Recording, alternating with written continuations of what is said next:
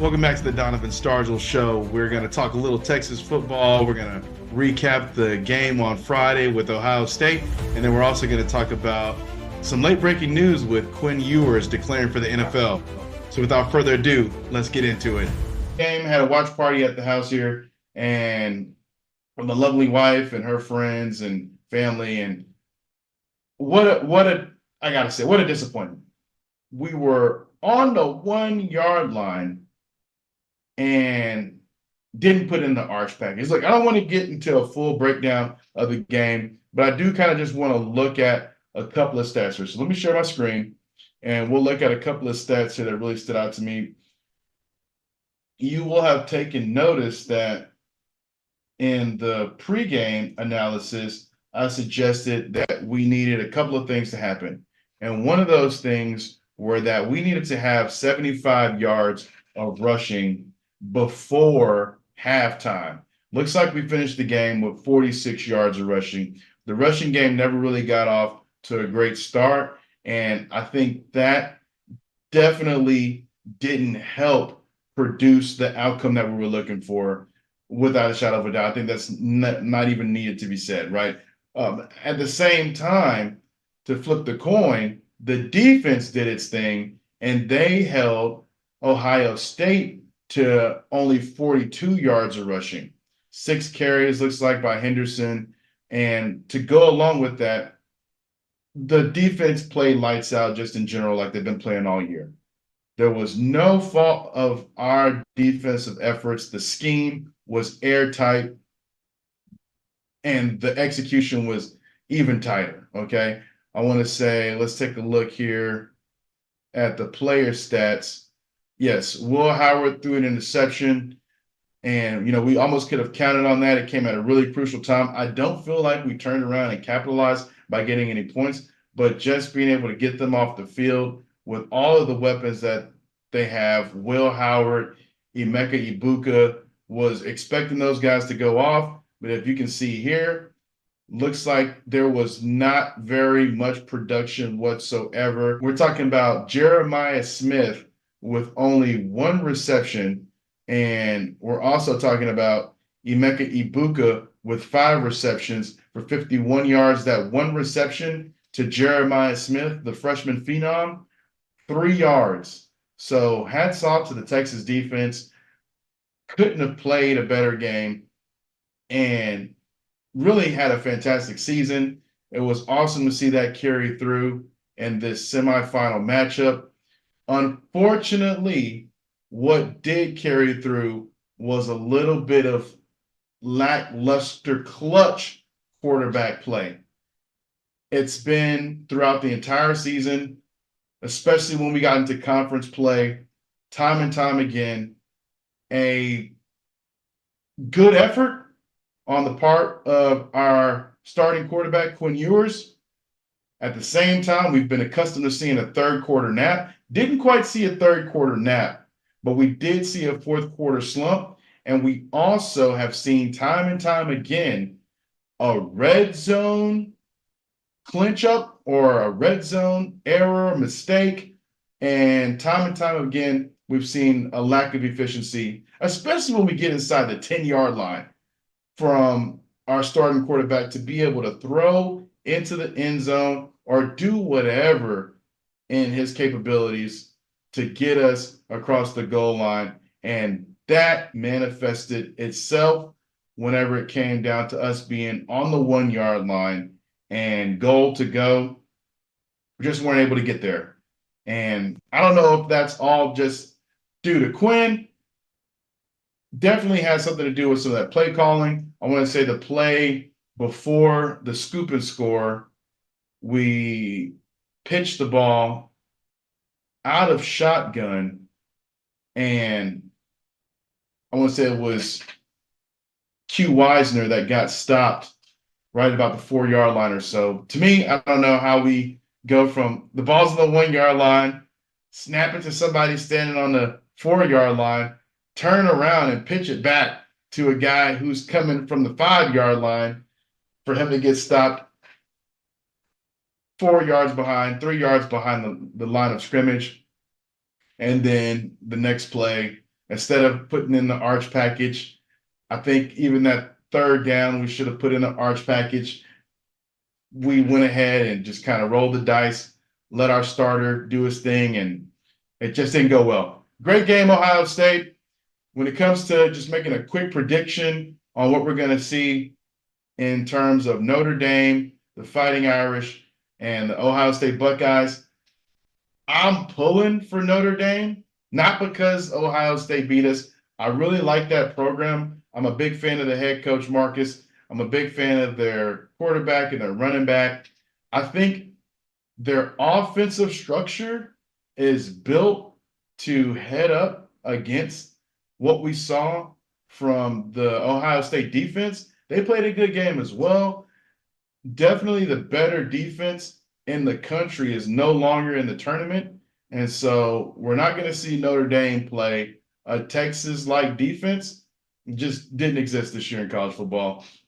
But so I think they're going to be able to do what they need to do in terms of being able to finish against Ohio State, like I don't think they might have against us. That's just going to be me being biased. But also at the same time, these teams that don't play in conference with Texas, they have a really rude awakening that on the other side of the ball, on the defensive side of the ball, the speed is just a little different. And so the game plan for that speed, I think, is just impossible for these teams. And whenever they get in front of that brute force and that Texas speed, it's hard to deal with. And we see it time and time again. This was an unfortunate one. Georgia twice. I mean, that last game, we pretty much gave it up. And then this one, hard fought. Defense kept us in it all the way.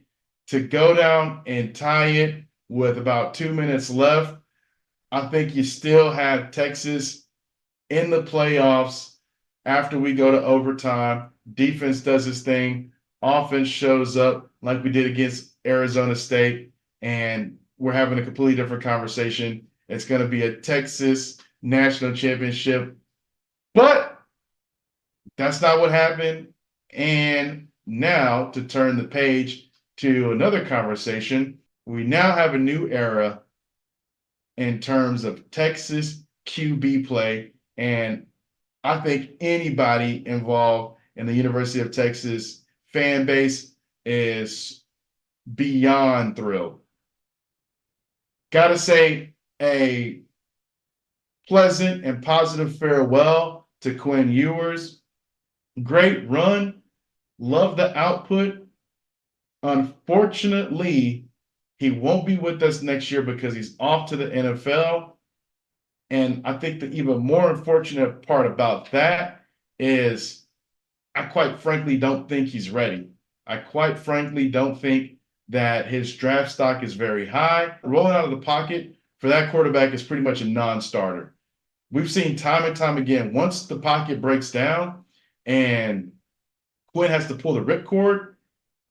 Now, in the semifinal game, he stuck his head in there that one good time and tried to pick up that first down.